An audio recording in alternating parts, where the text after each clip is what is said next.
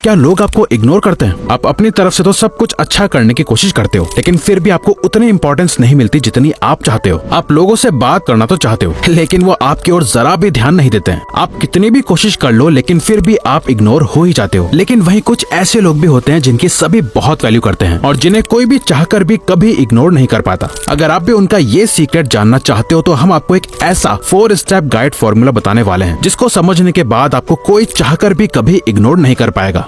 Step 1, जब भी कोई आपको इग्नोर करता है या फिर आपको जानबूझकर इंपॉर्टेंस नहीं देता है, तो वो यही चाहता है कि आप उस चीज पर ध्यान दो और रिएक्ट करो, क्योंकि इस चीज से उन्हें सेंस ऑफ सेटिस्फैक्शन या सुपीरियोरिटी मिलती है। लेकिन क्या होगा अगर उनकी इग्नोरेंस की तरफ ध्यान देने के बजाय आप इस चीज को अपना अटेंशन ही ना दो और ऐसे रिएक्ट करो कि आपको कोई ज्यादा फर्क ही नहीं पड़ता। आपके आसपास ऐसे लोग हैं जो आपको इम्पोर्टेंस देते हैं। ये उनको ये दिखाएगा कि वो आपको इग्नोर करके खुद का ही घाटा करवा रहे हैं, ना कि आपका। और जब वो इस चीज को समझ जाएंगे तो फिर वो आपको इग्नोर करना छोड़ देंगे और आपकी इंपॉर्टेंस को समझकर आपको वैल्यू देना स्टार्ट कर देंगे। स्टेप 2, डार्क साइकोलॉजी ने हमें एक चीज सिखाई है कि परसेप्शन इज रियलिटी। इसका मतलब जैसी हमारी धारणा यानी देखने का नजरिया होता है, वैसी हमारी नजरों में रियलिटी होती है। इसी वजह से जो चीज आपको सच्चाई लग रही है, वहीं दूसरी तरफ कोई और पर्सन उस चीज को बहुत अलग नजरिए से देखेगा। फॉर एग्जाम्पल, इस पिक्चर को एक बार देखो। इस पिक्चर में एक इंसान इसे 6 समझ रहा है और दूसरा इसे 9 समझ रहा है। ऐसा इसलिए हो रहा है क्योंकि एक इंसान उस बात को सच मानता है जो उसका माइंड अपने सराउंडिंग्स को देख के समझ पाता है, ना कि उस बात को सच मानता है जो कि रियलिटी है। इसी के अकॉर्डिंग आपको भी लोगों के माइंड में अपनी इमेज को बदलना होगा। आपको उनके पर्सपेक्टिव को मैनिपुलेट या चेंज करना होगा। उन्हें उनकी सोच को क्वेश्चन करने पे मजबूर करना होगा, जिससे कि वो आपको दोबारा से एक दूसरी नजर से देखना शुरू कर दे। अगर आपका कोई करीबी अब आपको इम्पोर्टेंस नहीं दे रहा और इग्नोर कर रहा है, तो सीधा उसे ब्लेम करने के बजाय पहले सोचो कि आपने उसके माइंड में अपनी इमेज क्या बना रखी है। स्टेप 3,